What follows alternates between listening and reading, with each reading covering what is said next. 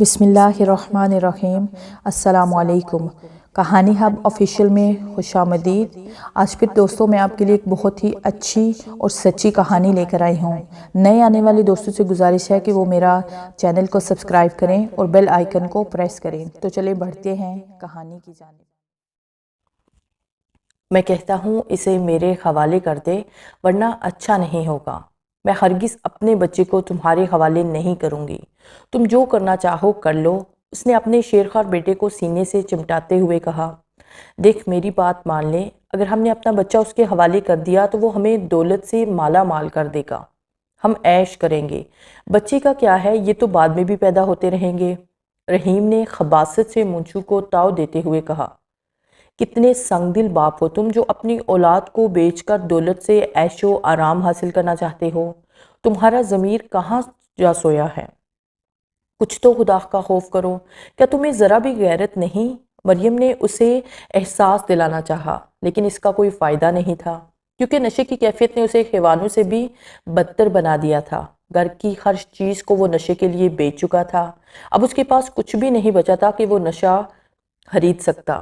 نشہ بیچنے والے نے اسے مفت میں دینے سے انکار کر دیا تو رحیم اس کے پیروں میں گر گیا اور رو رو کر فریاد کرنے لگا، تھوڑا سا نشہ دے دو ورنہ میں مر جاؤں گا۔ تو مر جا، کس نے منع کیا ہے؟ یہاں مفت کا مال نہیں ملتا، ہم بھی پیسہ لگا کر اور پولیس کی نظروں سے بچ کر بڑی مشکل سے مال لاتے ہیں۔ تم لوگ تو بس آرام سے پیسے دیتے ہو اور خرید کر چلے جاتے ہو۔ استاد نے آنکھیں مٹکائی۔ دیکھو استاد، تجھے اللہ کا واسطہ آج مجھے تھوڑا سا دے دے، کل میں پیسوں کا انتظام کر لوں گا۔ رحیم نے گڑگڑاتے ہوئے کہا، ہاں ایک راستہ ہے اگر تو مانے تو۔ استاد نے رحیم کی طرف خباثت سے دیکھتے ہوئے کہا، مجھے بتاؤ استاد، میں ہر کام کرنے کے لیے تیار ہوں، بس مجھے ایک پڑیا دے دے، اس کے بعد جو مرضی کروا لینا۔ رحیم نے منت بھرے لہجے میں کہا، پہلے میری بات غور سے سن۔ استاد نے رحیم کو مخاطب کیا، اگر تو میرا ایک کام کر دے تو میں تجھے اتنی دولت دوں گا کہ تو نے خواب میں بھی نہ دیکھی ہوگی۔ بول استاد، کون سا کام کرنا ہے؟ میں ہر وہ کام کروں گا جس میں مجھے دولت حاصل ہو، رحیم نے ہوس بڑے لہجے میں کہا۔ تو استاد نے گرم لوہے پر چوٹ لگائی، تیری بیوی کوئی پنگا نہ ڈالے، مجھے اس بات کا ڈر ہے۔ نہیں استاد، تو کام بتا، اس سالی کی اتنی ہمت نہیں کہ میرے آگے پر بھی مار سکے۔ رحیم نے سینہ ٹھوکتے ہوئے کہا، تجھے ایسا کرنا ہے کہ تیرا جو بچہ ہے اسے گھر والوں کی نظروں سے بچا کر میرے حوالے کرنا ہے، اس کے بعد تجھے اتنی دولت ملے گی کہ تو نشے کے سمندر میں غرق ہو جائے گا۔ استاد نے اسے مزید لالچ دیا تو وہ فوراً تیار ہو گیا۔ نشے نے اس کی سوچنے سمجھنے کی صلاحیت ختم کر دی تھی، وہ بغیرتی کی انتہا کو پہنچ چکا تھا۔ گھر آ کر وہ بچے کو اٹھا کر آہستہ سے باہر نکلنا چاہتا تھا کہ اس کی بیوی کی نظر اس پر پڑ گئی۔ نتیجتاً ان میں تکرار جاری ہو گئی، آج تو نے دیکھ لیا، لیکن کل دیکھنا میں اسے کیسے لے جاتا ہوں، تیرے فرشتوں کو بھی خبر نہیں ہوگی اور تو مجھے ایسا کرنے سے نہیں روک سکتی۔ یہ کہہ کر رحیم گھر سے باہر نکلتا چلا گیا، جبکہ مریم نے خوفزدہ ہو کر اپنے بیٹے کو سینے سے لگا لیا۔ شہنشاہ جنات اس وقت بے چینی سے اپنی خوابگاہ میں ٹہل رہا تھا۔ اس کے چہرے پر فکر مندی اور غم کے تاثرات تھے۔ بات دراصل یہ تھی کہ اس کی اکلوتی بیٹی زرمانہ مسلسل سکتے کی حالت میں تھی۔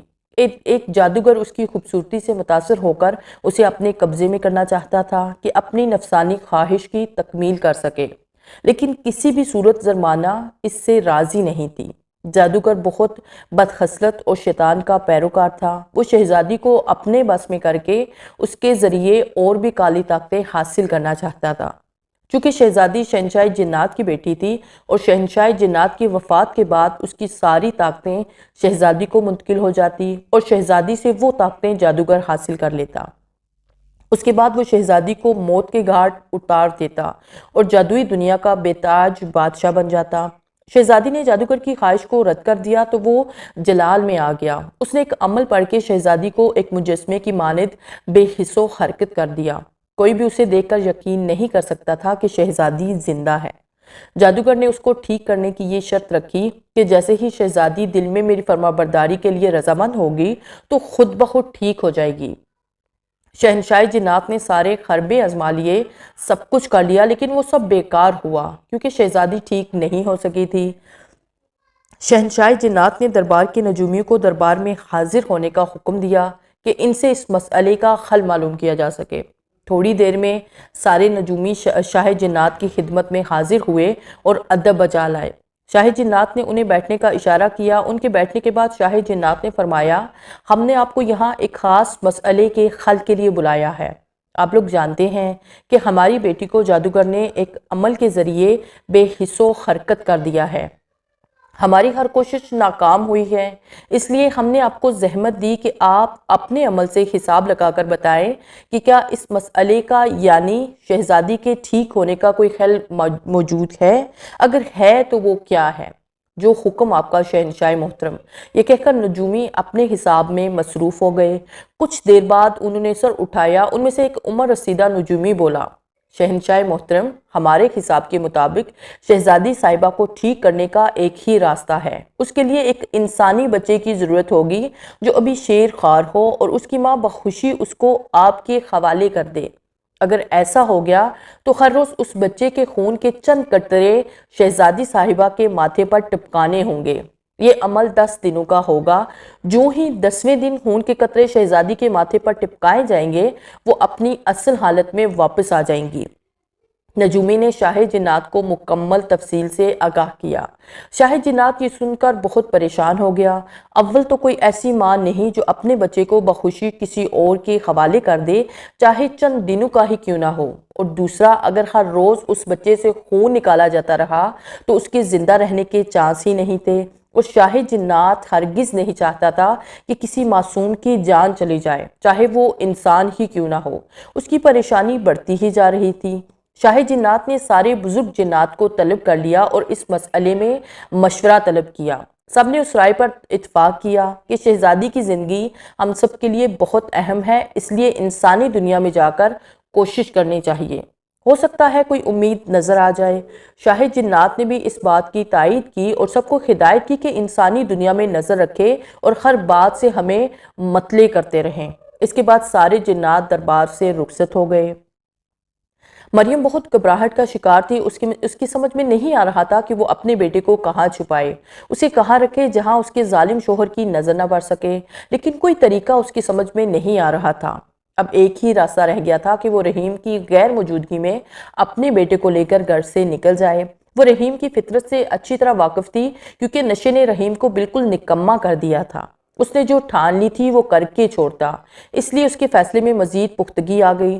جو ہی رحیم گھر سے باہر نکلا، اس نے کچھ سامان پوٹلی میں باندھا اور بچے کو اٹھا کر چپکے سے گھر سے نکل گئی۔ وہ پہاڑی علاقہ تھا، اس لیے اسے چھپنے میں کوئی دشواری پیش نہ آئی۔ وہ جلدی جلدی چلتی جا رہی تھی۔ ابھی اس نے کچھ سفر طے ہی کیا تھا کہ آسمان بادلوں سے بھرنے لگا۔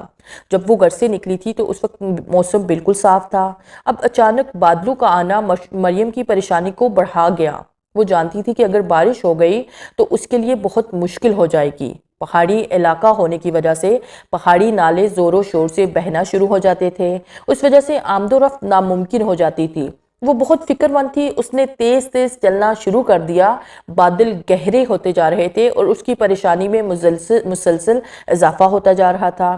اتنے میں تیز ہوا چلنا شروع ہو گئی تو اس نے ایک پہاڑ کے دامن میں چٹان کے ساتھ پناہ لی۔ ہوا کے زور میں اضافہ ہونے لگا اور وہ بڑھتے بڑھتے اتنی تیز ہو گئی کہ پہاڑوں پر سے بڑے چھوٹے پتھر گرنا شروع ہو گئے۔ پتھر اس سے کچھ فاصلے پر گر رہے تھے۔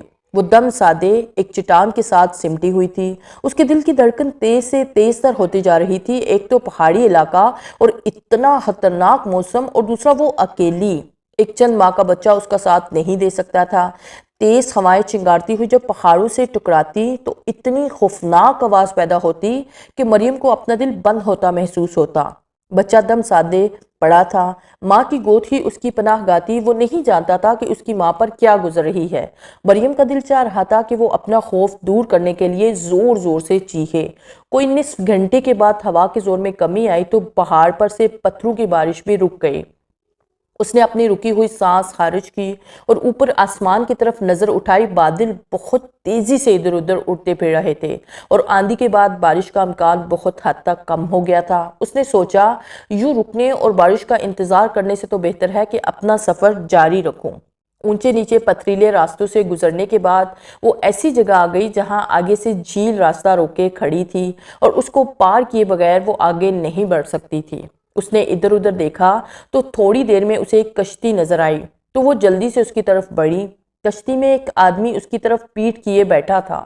اس نے اس آدمی کو پکارا، بھائی صاحب ذرا بات سنیں، مجھے جلدی سے جھیل کے دوسرے کنارے پر پہنچاتے آپ کی بڑی۔ ابھی بات اس کے منہ میں ہی تھی کہ اس آدمی نے ایک جھٹکے سے گردن گھما کر دیکھا۔ اف خدایا، اتنی خوفناک آنکھیں جیسے خون میں لتھڑی ہوئی ہوں۔ اس کے چہرے سے درندگی اور صفاقی ٹپک رہی تھی اور آنکھوں سے بے رحمی صاف جھلک رہی تھی۔ مریم کو جڑجڑی آ گئی۔ اس آدمی نے سیدھے ہو کے کشتی کے چپو درست کیے۔ مریم جو بھی اسی سوچ میں تھی کہ جائے کہ نہ جائے، اس آدمی کی آنکھوں میں دیکھتے ہی اس کی ساری سوچیں مفلوج ہو گئی۔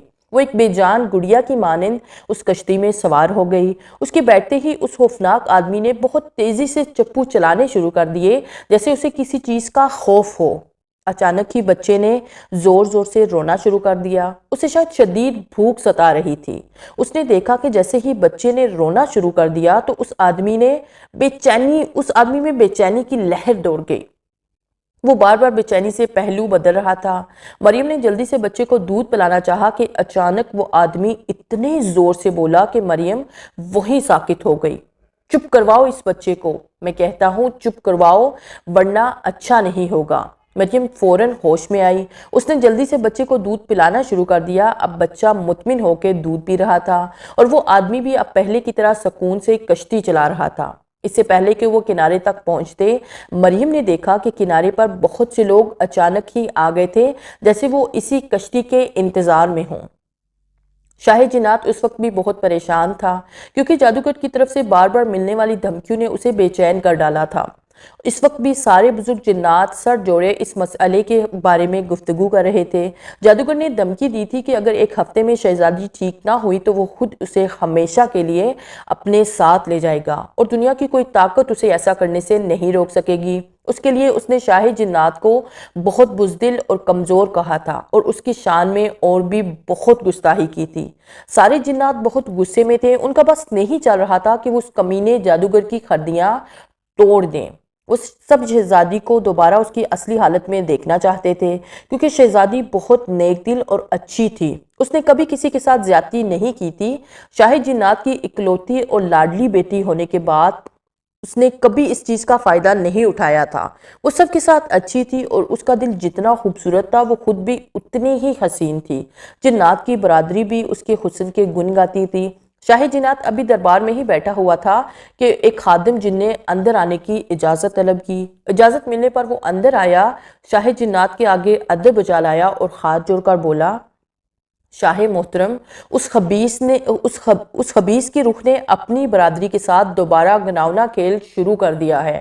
پہلے وہ اکیلا انسانوں کا شکار کرتا تھا، اب وہ پوری برادری کے ساتھ مل کر یہ بھیانک کھیل کھیل رہا ہے۔ اگر شاہ محترم نے اس کو نہ روکا تو وہ اپنی خباثتوں سے انسانوں کا جینا دو بر کر دیں گے۔ شاہ محترم، ابھی ایک جن نے اطلاع دی ہے کہ اس خبیث نے ایک عورت جس کے ساتھ ایک شیرخوار بچہ بھی ہے اس کو زبردستی اپنے علاقے میں لے گیا ہے۔ اگر ابھی کوئی قدم نہ اٹھایا گیا تو وہ عورت اور اس کے بچے کو اپنی شیطانی خواہش کے بین چڑھا دیں گے۔ تم اس کمبخت زرنال کی بات کر رہے ہو؟ شاہ جنات نے نہایت غصے سے خادم جن سے پوچھا۔ جی ہاں شاہ محترم، میں اسی زرنال کی بات کر رہا ہوں۔ خادم جن نے فوراً تصدیق کی۔ ہم ابھی اس خبیث کا کچھ کرتے ہیں، باز نہیں آیا اپنی حرکتوں سے۔ لگتا ہے پہلی والی سزا نے اس کا کچھ نہیں بگاڑا۔ ہم اس کا وجود ہی ہمیشہ کے لیے ختم کر دیں گے۔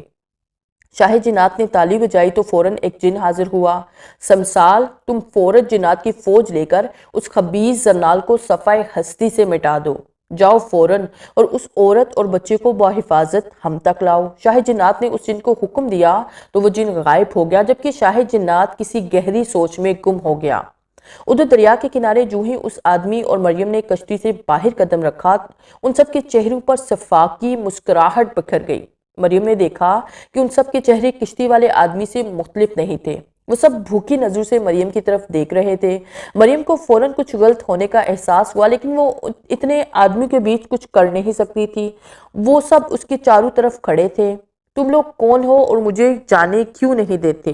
مریم نے خوفزدہ نظروں سے ان سب کی طرف دیکھا، لیکن وہ سب یوں خاموش کھڑے تھے جیسے انہیں کچھ سنائی ہی نہ دے رہا ہو۔ آخر تم لوگ کچھ بولتے کیوں نہیں؟ خدا کے لیے مجھے جانے دو، کیوں میرا راستہ روک کے کھڑے ہو؟ مریم اتنے زور سے چیخی کہ ان سب کے چہرے پر خوفناک ناگواری پھیل گئی اور چشمے زدن میں وہ سب اس کی آنکھوں کے سامنے سے غائب تھے۔ مریم حیرانگی سے چاروں طرف دیکھنے لگی، پتہ نہیں وہ سب کہاں غائب ہو گئے تھے۔ مریم بلا سوچے سمجھے ایک طرف چل پڑی۔ آگے بھی پہاڑی کا ایک نہ ختم ہونے والا سلسلہ تھا۔ وہ خوفزدہ سی آگے بڑھتی جا رہی تھی اور دل ہی دل میں خدا کو یاد کر رہی تھی۔ وہ نہیں جانتی تھی کہ گڑھ سے نکلنے کے بعد اسے کیسی کیسی جان لیوا مشکلات پیش آئیں گی۔ وہ اب تک صرف اپنے بچے کی وجہ سے ہمت میں تھی۔ وہ نہیں جانتی تھی کہ اسے اب کس ہمت میں سفر کرے۔ وہ بس اندازے سے چلی جا رہی تھی۔ پتھریلے راستے پر چلنے میں اسے بہت مشکل پیش آ رہی تھی، لیکن وہ چلتی جا رہی تھی۔ کچھ دیر بعد اس نے جو ہی نظر اوپر کی تو حیران رہ گئی۔ اس وقت وہ ایک بہت بڑے غار میں موجود تھی۔ غار میں جگہ جگہ آگ کے بہت بڑے بڑے الاؤ روشن تھے اور ارد گرد شدید ویرانی پھیلی ہوئی تھی۔ اس نے سہم کر اپنے بچے کو سینے سے لگا لیا اور زور سے چیخی جیسے اس کا بچہ اس سے کوئی چھین رہا ہو۔ بچہ اس قرب سے گھبرا کر زور زور سے رونے لگا۔ جیسے ہی اس نے رونے کی آواز بلند کی، ارد گرد پھیلے سناٹے میں انتشار برپا ہو گیا اور ایسی ایسی بھیانک آوازیں آنا شروع ہو گئی جیسے وہاں موجود لوگ سخت بے چینی کا شکار ہوں۔ جو بچے کی آواز بلند ہوتی گئی، ان بھیانک آوازوں میں بھی اضافہ ہوتا گیا۔ مریم سہم کر ایک دیوار سے ٹیک لگا کر بیٹھ گئی اور بچے کو دودھ پلانا شروع کر دیا۔ جو ہی بچے نے رونا بند کیا تو بھیانک آوازیں بھی یوں معدوم ہو گئی جیسے ان کا وجود ہی نہ ہو۔ بچہ دودھ پیتے پیتے سو چکا تھا۔ مریم بھی تھک کر نڈال ہو چکی تھی، لیکن وہ سونا نہیں چاہتی تھی۔ وہ بس یہی سوچ رہی تھی کہ نہ جانے وہ کس چکر میں پھنس گئی ہے اور پتہ نہیں یہاں سے زندہ سلامت نکل بھی سکے گی یا نہیں۔ یہی سوچتے سوچتے اس کی آنکھ لگ گئی۔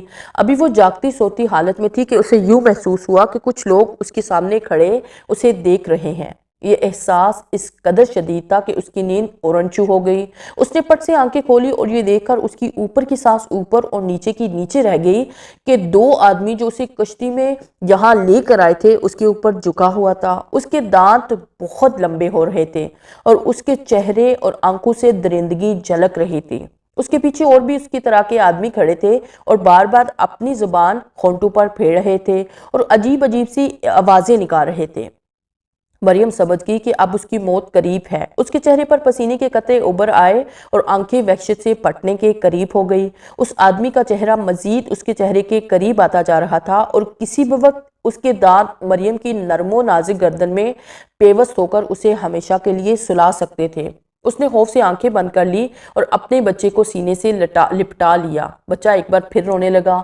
وہ خوفناک آدمی ایک جھٹکے سے پیچھے ہو گیا۔ پتہ نہیں کیوں جب بھی بچہ روتا تو اس آدمی کی بے چینی میں اضافہ ہوتا جاتا اور وہ مریم سے دور ہو جاتا۔ مریم کو اس بات کا بخوبی اندازہ ہو گیا۔ وہ اچانک اٹھ کھڑی ہوئی اور پیچھے کی طرف ہٹنے لگی۔ اس نے بچے کو چپ کروانے کی کوشش نہیں کی۔ وہ خوفناک آدمی اس جگہ کھڑے تھے اور اپنے سینوں کو اور سروں کو پیٹنے لگے اور ساتھ ساتھ عجیب و غریب آوازیں نکالنے لگے۔ مریم ان سے کافی دور آ گئی تھی۔ بچے کے رونے کی وجہ سے وہ اس کے نزدیک آنے کی ہمت نہیں کر سکے تھے۔ اب مریم نے دوڑنا شروع کر دیا تھا اور ان کی پہنچ سے کافی دور نکل آئی تھی۔ بچہ اب بھی رو رہا تھا، لیکن وہ خوف کی وجہ سے اسے چپ کروانے سے گریز کر رہی تھی کہ اگر اس نے بچے کو چپ کروایا تو وہ آدمی یا روحیں پھر اس تک پہنچ جائیں گی۔ وہ بھاگتی ہوئی جا رہی تھی کہ اچانک ایک پتھر سے ٹھوکر لگنے کی وجہ سے وہ گر گئی اور اس کا سر زور سے ایک پتھر سے ٹکرایا اور وہ دنیا و مافیا سے بے خبر ہو گئی۔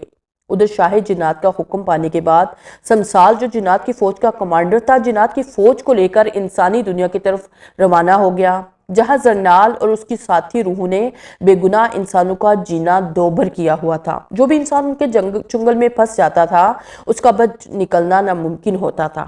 شاہ جنات نے پہلے بھی ایک دفعہ اسے سزا دی تھی۔ جو ہی اس کی سزا ختم ہوئی وہ اپنے دوسرے ساتھیوں کو لے کر پھر اس گنونے کھیل میں مشغول ہو گیا۔ انسانی گوشت ان کی مرغوب غذا تھی۔ مرنے سے پہلے بھی وہ بہت خبیث فطرت کا مالک تھا اور مرنے کے بعد بھی اسے چین نہیں آیا تھا۔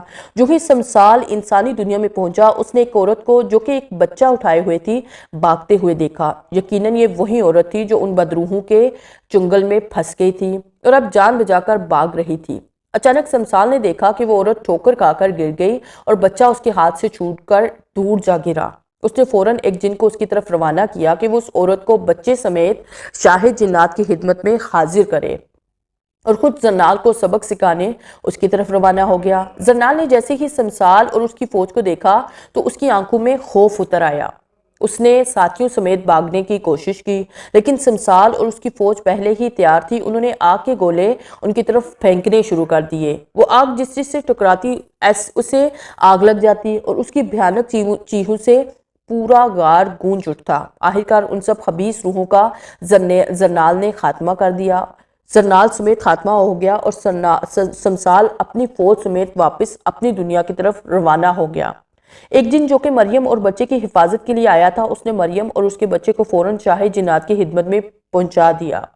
شاہ محترم، یہ وہی عورت اور بچہ ہے جسے زرنال اور اس کے ساتھی روحوں نے اپنے مذموم مقاصد کے لیے اغوا کیا تھا، لیکن یہ عورت وہاں سے کسی طرح بھاگ نکلی اور بھاگتے ہوئے ٹھوکر کھا کر گر پڑی اور بے ہوش ہو گئی تھی، اور ہم عین وقت پر وہاں پہنچ گئے اور اسے اٹھا کر آپ کی خدمت میں پہنچا دیا۔ اس جن نے ساری تفصیل شاہ جنات کی خدمت میں گوش گزار کر دی۔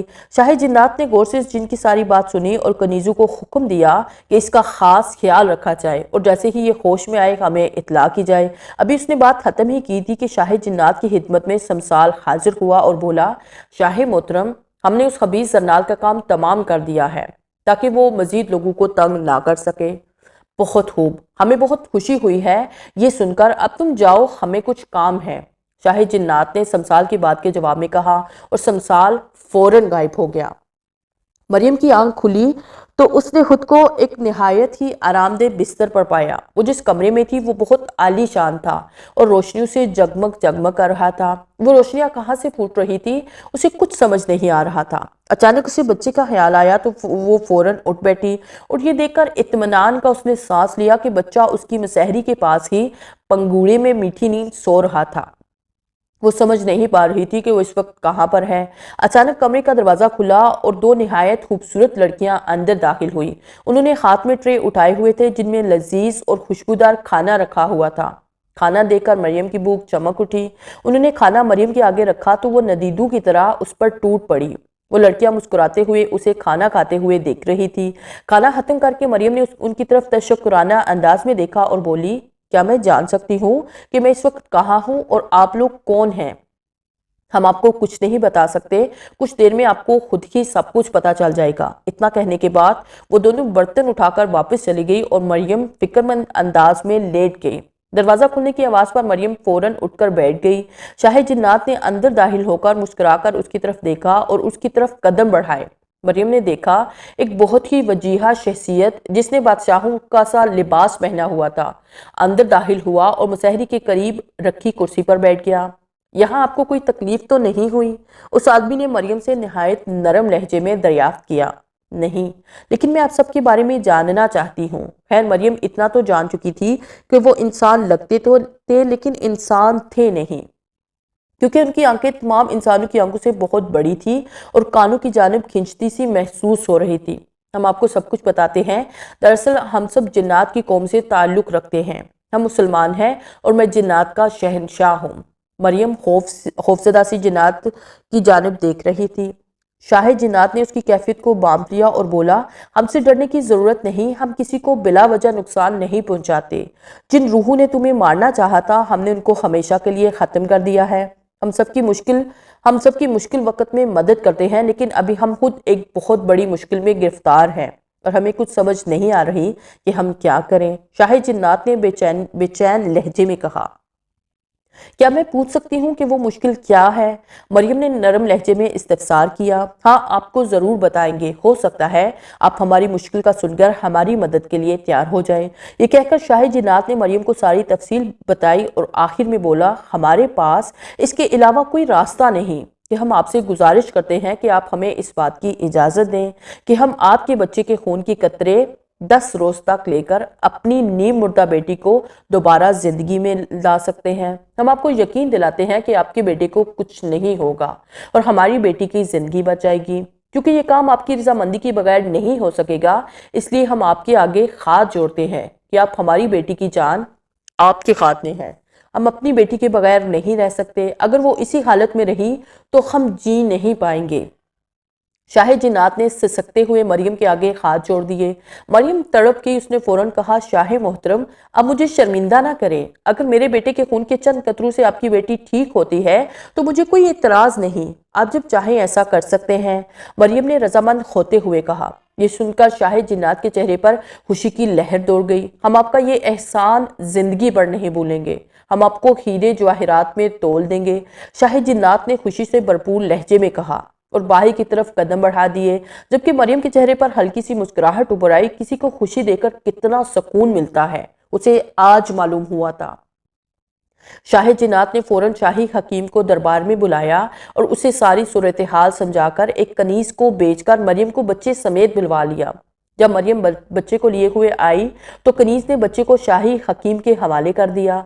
शाही हकीम ने बच्चे को मुसहरी पर लिटाया और एक मशरूब बच्चे के दूध में मिलाकर बच्चे को थोड़ा थोड़ा पिलाने लगा। उसके बाद उसने शाह जिन्नात से शहजादी के बारे में उसके कमरे की जानिब जाने की इजाज़त तलब की। शाह जिन्नात ने फौरन इजाज़त दे दी। शाही हकीम ने बच्चे को उठाया और शहजादी के कमरे की तरफ कदम बढ़ा दिए। कमरे में पहुंचकर मरियम ने देखा कि एक खूबसूरत मुसहरी पर एक खूबसूरत मुजस्मे के मानिंद एक लड़की लेटी हुई है। वो इतनी खूबसूरत थी कि उस पर नजरें नहीं ठहर रही थी। 4 कनीजें उसके इर्द गिर्द मौजूद थी। हकीम साहिब जल्दी करें, मेरी बेटी को बचा लें। शाह जिन्नात ने शाही हकीम को मुखातिब किया। शाही हकीम ने एक बारीक सुई ली और उसे बच्चे की शहादत की उंगली में चिबो दिया। मरियम ने जब से आंखें बंद कर ली। बच्चा तकलीफ से रोने लगा, उसकी उंगली से खून के कतरे निकलने लगे। हकीम बच्चे को उठाकर शहजादी के पास लेकर खड़ा हो गया और उंगली से निकलने वाले खून के कतरे शहजादी के माथे पर टिपकने लगे। जब कुछ कतरे शहजादी के माथे पर गिर गए तो हकीम ने फौरन एक मरहम बच्चे की उंगली पर लगा दिया, जिससे बहता हुआ खून फौरन रुक गया। तो मरियम की जान में जान आई। आज 10वां दिन था और आखिरी भी। मरियम को कोई परेशानी नहीं थी क्योंकि उसका बच्चा पहले की तरह तंदुरुस्त और तवाना था। खून निकलने का उस पर कोई असर नहीं हुआ था। ये उसी मशरूब का कमाल था जो शाही हकीम ने बच्चे को दूध में मिलाकर दिया था। सबके सब शहजादी के कमरे में जमा थे और फिर जैसे ही शाही हकीम ने बच्चे के खून के कतरे शहजादी के माथे पर गिराए, शहजादी के जिस्म में जिंदगी की लहर दौड़ गई। वो आहिस्ता आहिस्ता कुसमसाने लगी। खुशी से शाह जिन्नात की आंखों में आंसू निकल पड़े और आगे बढ़कर शहजादी को गले से लगा लिया। दूसरी तरफ शहजादी की हालत भी मुख्तलिफ नहीं थी। वो मंजर जब जज्बाती था जिसने मरियम को भी आबदेदा कर दिया। अचानक शाह जिन्नात मुड़ा और मरियम से कहने लगा, हम आपका जितना भी शुक्रिया अदा करें कम है। उस ज़ाते बारी ताला की मेहरबानी है जिसने आपको वसीला बनाकर भेजा। फिर शहजादी बोली, जाने पनाह, आप भी अपनी इस मुहसिना का शुक्रिया अदा करें, उनकी वजह से आपको एक नई जिंदगी मिली है। शहजादी आहिस्ता आहिस्ता चलती हुई मरियम के पास आई और मरियम के हाथ थामकर बोली, हम अपनी मुहसिना का शुक्रिया अदा कैसे करें जिसने अपनी औलाद की जिंदगी की परवाह न करते हुए किसी दूसरे की जान बचाई। फिर शहजादी ने अपने गले से हीरों का हार उतारकर मरियम को पहनाते हुए कहा, यह हमारी तरफ से हकीर सा नजराना कबूल कीजिए। ये हार हमें जान से भी प्यारा है, लेकिन आज से ये आपका है। मरियम ने मुस्कुराकर शहजादी की तरफ देखा और बोली, आप जितनी हसीन हैं, आपका दिल उससे भी ज्यादा हसीन है। आपके लिए मुझे इससे बढ़कर भी कुछ करना पड़ता तो मैं इनकार ना करती। आप हमारी मोहसिना है, अगर आप यहीं रहना चाहती हैं तो हमें बहुत खुशी होगी, और अगर वापस अपनी दुनिया में जाना चाहती हैं तो हम आपको पूरे शानो शौकत से रवाना करेंगे। मैं वापस अपनी दुनिया में जाना चाहूंगी, मरियम ने जवाब दिया। अचानक शाह जिन्नात ने ताली बजाई तो 2 कनीजें हाजिर हुई। हमारी मुहसिना को इज्जत व एहतराम से उनकी दुनिया में ले जाओ और इनको कोई परेशानी ना हो। उसके बाद मरियम को झिपकी आई। जब मरियम ने आंख खोली तो वो एक खूबसूरत घर में मौजूद थी अपने बच्चे के साथ। इतने में वही 2 कनीजें हाजिर हुई और बोली, ये आपका घर है, इसमें आराम से रहें। किसी भी चीज की जरूरत हो तो आवाज बुलंद 2 मरतबा ये नाम ले लीजिएगा, आपकी जरूरत फौरन पूरी हो जाएगी। ये कहकर वो गायब हो गई।